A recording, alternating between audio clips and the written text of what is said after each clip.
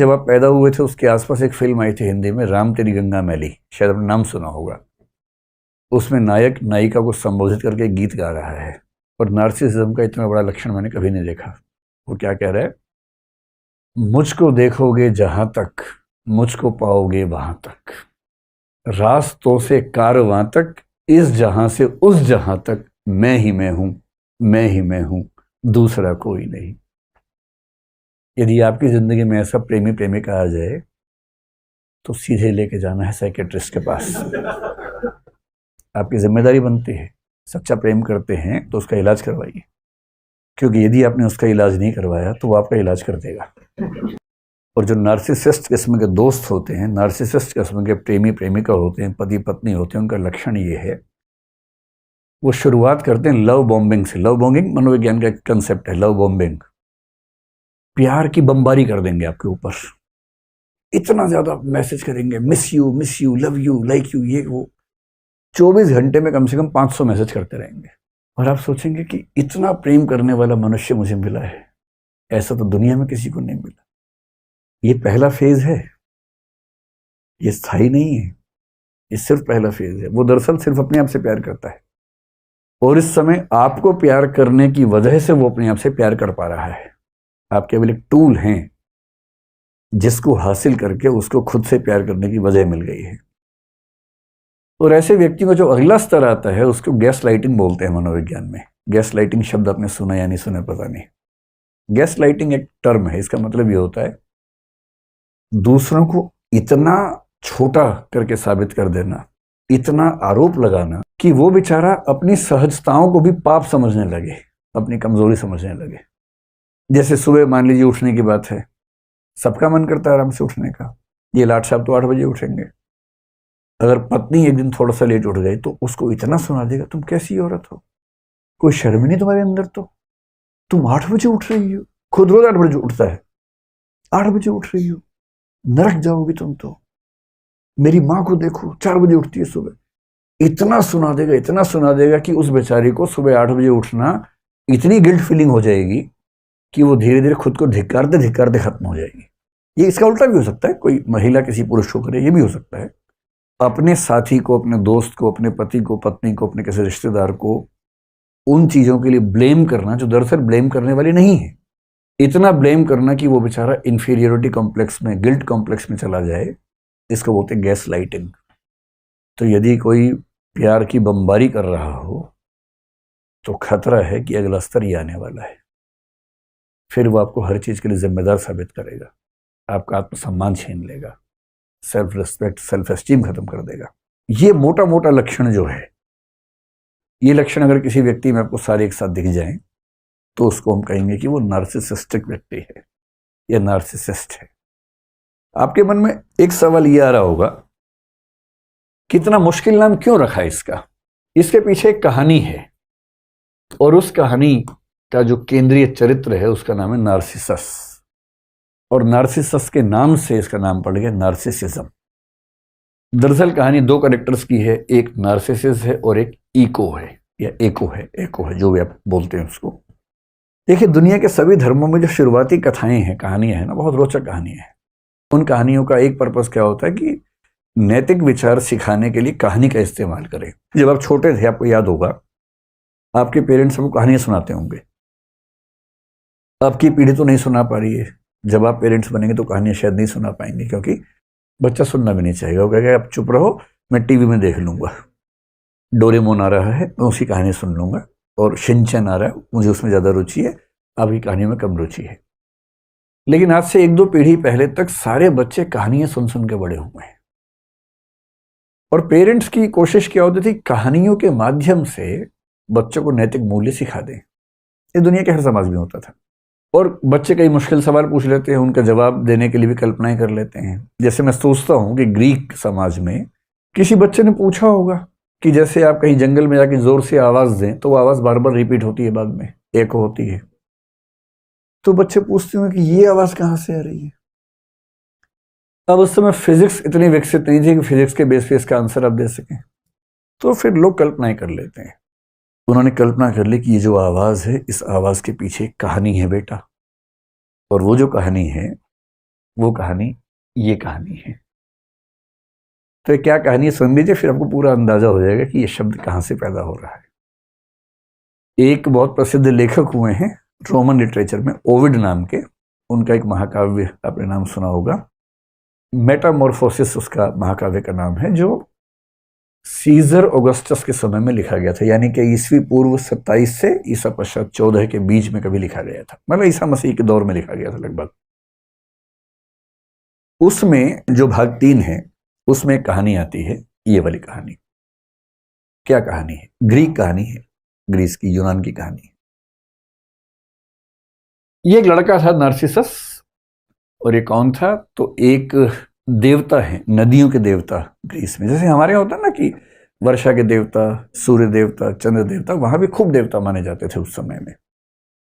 तो जो नदियों के देवता थे, सिफिसस बोलते थे उनको, और साथ में एक अप्सरा थी। अप्सरा शब्द यहां भी खूब चलता है ना, हमारे यहाँ मेनका को अप्सरा माना गया। और कौन अप्सराएं हैं? उर्वशी है, रंभा है ना। अप्सराओं की कहानी यहां भी है, वहां भी होती है अप्सरा की कहानी।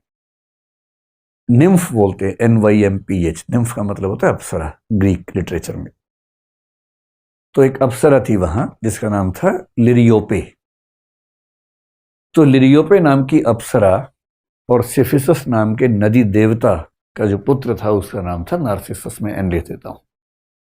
अब अप्सरा का बेटा है, देवता का बेटा है, तो स्मार्ट, सुंदर तो होगा ही होगा, बहुत ही सुंदर था। हमें अक्सर गलतफहमी ये होती है कि अपनी सुंदरता की वजह हम हैं, जबकि हम होते नहीं उसकी वजह, तुक्के से मिली होती है वो, तो है ना। तो इस बेचारे को ये नहीं पता था जो आपको पता है कि तुक्का है। इतना सुंदर था कि इस पे वो गाना सूट करता है, मैं इतना सुंदर हूं, मैं क्या करूं क्या करूं, सच में सूट करता है। इतना सुंदर था कि जो इसको देखता था पागल हो जाता था, इतना सुंदर। तो जितना सुंदर था उतना घमंडी भी था, घोर अहंकारी। अब कई लड़कियां इसको प्रपोज करती थी। भाई अगर कोई आपको प्रपोज करे, मान लीजिए, और आप नहीं पसंद करते हैं, तो कायदे से, विनम्रता से, डिसेंसी के साथ मना कर सकते हैं। सबसे अच्छा तरीका आप ये कहें कि मैं माफी चाहता हूं, मैं पहले से कहीं जबान दे चुका हूं, वायदा कर चुका हूं, बेशक ना दियो, कम से कम उसका अपमान तो नहीं होगा, सम्मान के साथ मना कर दीजिए। पर कुछ लोगों से मजा नहीं आता, उनको मजा आता है नीचा दिखाने में। कोई आपके पास आके बोले कि आप मुझे अच्छे लगते हैं, आप बोले तू शीशा देखा है कभी? अरे भाई अपनी औकात में रह के सपने देखा कर, अजीब हाल है, भिखारी कहीं का। तो अब ये क्या तरीका हुआ मना करने का? अरे मना ही करना है तो कायदे से मना कीजिए ना। आपका जीवन आपकी संपत्ति है, समझ में आ गया। आप अपनी पसंद का व्यक्ति चुनेंगे, समझ में आता है। पर आप किसी का भी अपमान करते चलेंगे, ये तो सही बात नहीं है। इस घमंडी लड़के को इस बात का एहसास नहीं था, खूब अपमान करता था। किसी लड़की ने आके बोला, उसको इतना नीचा दिखाता था कि तू अपना मुंह देख, कैसी है तू, ये है वो है। पर लड़कियां बेचारी उसके बाद जीना भूल जाती थी कि इतना अपमान कर दिया है, विष का घूंट पीती थी। अच्छा, एक कहानी पढ़ के लगता है कि उस समय के ग्रीक समाज में शायद होमोसेक्सुअल रिलेशनशिप्स को लेकर भी बहुत तनाव नहीं था, क्योंकि कहानी में ये भी आता है कि एक लड़का भी इस पे दीवाना हो गया था। वो लड़का बोला कि तलवार, मतलब वो आया उसके पास कि मैं आपके लिए जान दे सकता हूँ, मैं कुछ भी कर सकता हूँ, मैं चाहता हूँ आपके साथ जीना। तो उसने कहा जान दे सकता है तो जान दे दे। वो अवाक रह गया, तो उसने तलवार निकाल के दी कि ले जान दे दे भाई, इतना ही शौक है तो। उसने सच में अपनी गर्दन काट दी और मरने से पहले भगवान से प्रार्थना की कि इस आदमी को सबक सिखाना कि जितना नीचा दिखाता सब लोगों को। पर इसको एहसास था नहीं इस बात का। उसी समय एक और लड़की थी, वो लड़की एक अप्सरा थी बेसिकली, उसका नाम था एको या इको कह लीजिए। खूब अच्छा बोलती थी, बहुत सुंदर थी। और एक देवी वीनस ने उसको एक बार ये कहा था कि तुम सबसे सुंदर अप्सराओं में से एक हो, बड़ी तारीफ की उसकी। बड़ी चंचल थी, खूब बोलने में शौकीन थी। एक बार इसने क्या किया कि देवताओं के एक देवता वहां बृहस्पति नाम के, जुपिटर जिनको हम बोलते हैं, जुपिटर के साथ एक खेल कर दिया। जुपिटर की पत्नी जूनो, उसको क्या कर दिया, आजकल की भाषा में क्या बोलेंगे उसको, वो जो सोशल मीडिया में दिखता है, प्रैंक, हाँ प्रैंक कर दिया, उसके साथ प्रैंक कर दिया। तो जूनो को गलत फहमी पैदा कर दी कि उसका पति बाजार गया हुआ है, जबकि वो गया नहीं हुआ था। और जूनो गुस्से वाली थी, चिढ़ गई कि तू मेरे साथ प्रैंक करेगी, मैं तुझे श्राप देती हूं। तो श्राप यहां नहीं होता, वहां भी होता था श्राप, हर जगह होता है। मैं तुझे श्राप देती हूं। श्राप क्या थी? 2 श्राप दे दिए। पहला, तू अपनी ओर से कोई भी वाक्य बोल ही नहीं पाएगी। और दूसरा, अगर किसी और ने कोई वाक्य बोला होगा तो तू केवल उस वाक्य के अंतिम कुछ शब्दों को ही दोहरा पाएगी। इको ऐसे ही होती है ना, तो पूरा इको की कहानी बना दी है। अब तू अपनी ओर से कोई नया वाक्य नहीं बोल सकती, और जो वाक्य बोला गया है उसके अंत के कुछ शब्दों को दोहरा सकती है, इतना ही बोलने का अधिकार तेरे पास है। उसके बाद से बेचारे सोचिए, इतनी सुंदर योग्य युवती थी और बेचारी बोल नहीं पाती है। खैर, जिंदगी जी रही थी किसी तरह से। एक दिन नार्सिसस अपने दोस्तों के साथ शिकार खेलता हुआ जंगल में गया, और जब जंगल में गया तो बाई चांस ऐसा हुआ कि अलग हो गया, इसके दोस्त कहीं चले गए, गुम हो गया। अब ये अकेला घूम रहे जंगल में, वहीं इको घूम रही थी। उसने इसको देखा, वो भी दीवानी हो गई इसकी, मतलब पागल हो गई एकदम। इतना सुंदर था ये, वो भी अप्सरा है, कम नहीं है। ये तो अप्सरा का पुत्र है, देवता का पुत्र है। अब वो दीवानी बन बन के पीछे घूम रही है, सामने नहीं आ रही है भी। अच्छा, इसको एहसास हो रहा कोई है आसपास, पेड़ों की आवाज से, पत्तों की आवाज से। तो उसने कहा कौन है? उसने क्या कहा, कौन है, क्योंकि बोल नहीं सकती। इसको लगा जी पहली कोई खेल रहा है मेरे साथ। फिर इसने कहा सामने आओ। उसने कहा सामने आओ। तब इसने कहा भाई इतना छुपने की क्या जरूरत है, हमें एक दूसरे से बात करनी चाहिए। तो उसका जवाब आया बात करनी चाहिए। फिर थोड़ी देर के बाद वो सामने आ गई, और वो प्रेम में ऐसी दीवानी थी कि सीधे फिल्मी अंदाज से दौड़ी उसके पास गई गले मिलने के लिए। ऐसी दीवानी हो गई थी, क्योंकि उस वक्त लग रहा था कि बात बढ़िया चल रही है। उस उम्मीद में भाग गई, और जैसी पास आई तो उसने यूं कहा रुको, दूर हो, ठीक ठीक। फिर बोला कि इससे पहले मैं मर जाना पसंद करूंगा बजाय ये कि तुम मेरे शरीर का आनंद लो। वो बेचारी इको क्या बोली, तुम मेरे शरीर का आनंद लो। बात और बिगड़ गई इससे। और ये वाक्य जैसी उसके मुंह से निकला, उसको खुद इतनी शर्मिंदगी हुई अपने ऊपर, रोती हुई, खून के आंसू रोती वहां से भागी, और इसे धिक्कार के भगा दिया। उसका स्पर्निंग बोलते हैं अंग्रेजी में, धिक्कार करके भगा दिया। ये अपनी औकात देख, अपना मुंह देख। जब वो रोती हुई गई तो उसकी सहेलियां जो थी अप्सराएं, वो चली गई एक देवी के पास। नेमेसिस नाम था उन देवी का। ग्रीक लिटरेचर में नेमेसिस का मतलब है रिवेंज की देवी, प्रतिशोध की देवी। प्रतिशोध की भी एक देवी है उनके यहाँ। ये सहेलियां गई, उनका कि देखो ये जो लड़का है ना बहुत बदतमीज है, इसने हमारी सहेली का दिल दुखाया है। पहले कितने लोगों का दिल दुखा चुका है, कितने लोग तो बेचारे जान दे चुके हैं इस चक्कर में। आप प्रतिशोध लो इससे। तो देवी ने कहा अच्छा ठीक है, इसका अकाउंट शुरू करते हैं। और फिर एक दिन ये फिर से शिकार करने गया, तो देवी ने एक जाल बुना इसके लिए, नेमेसिस ने। और इसको प्यास लगी बहुत जोर से। पानी ढूंढते ढूंढते जब आगे बढ़ा, वहां एक पूल था, तालाब समझ लीजिए, सुंदर सा तालाब था। पर तालाब इस तरह से बना हुआ था कि उसमें कुछ कदम रख के, मतलब तालाब समझ लीजिए कि इस तरह का तालाब था। यह संभव नहीं था कि अब इसमें 2 कदम चले जाएं, बहुत गहरा तालाब था। तो यहां लेट के फिर पानी निकालने की स्थिति थी, ऐसे करके। तो ये पेट के बल लेटा नीचे से पानी निकालने के लिए, पीने के लिए। और जैसे ही लेटा, इसको अपनी ही परछाई देखी पानी के अंदर। वैसे जब ये पैदा हुआ था, एक साधु को बुलाया गया था। साधु से पूछा गया कि इस बच्चे का भविष्य क्या होगा। जैसे हमारे यहाँ होता था, वहां भी होता था, बच्चे का भविष्य क्या होगा। साधु ने कहा कि जब तक ये अपने आप को नहीं जानेगा तब तक इसका जीवन बहुत अच्छा रहेगा।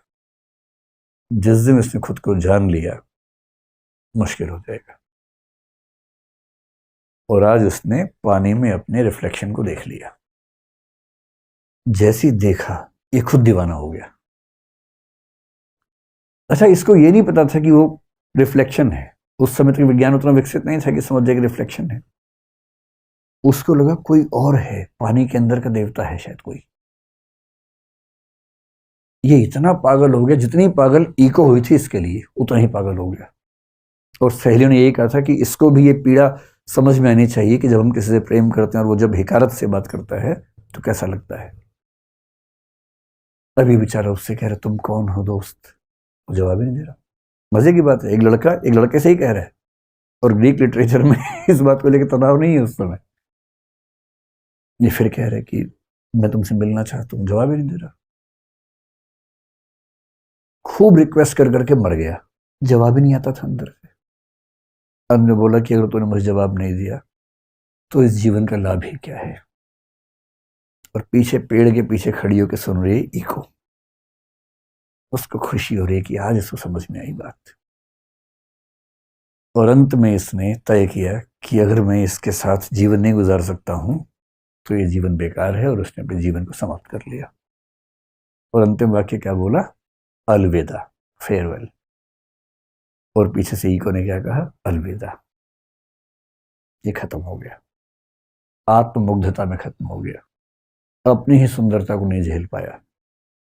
ईको तो अप्सरा थी, तो शाश्वत थी, मॉर्टल नहीं थी, इमॉर्टल थी।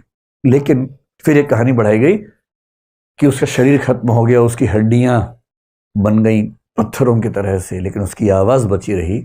और आज भी दुनिया में जब कोई कुछ बोलता है तो पीछे कुछ शब्द रिपीट हो तो समझ लो कि ईको नाम की देवी वहां पर मौजूद है।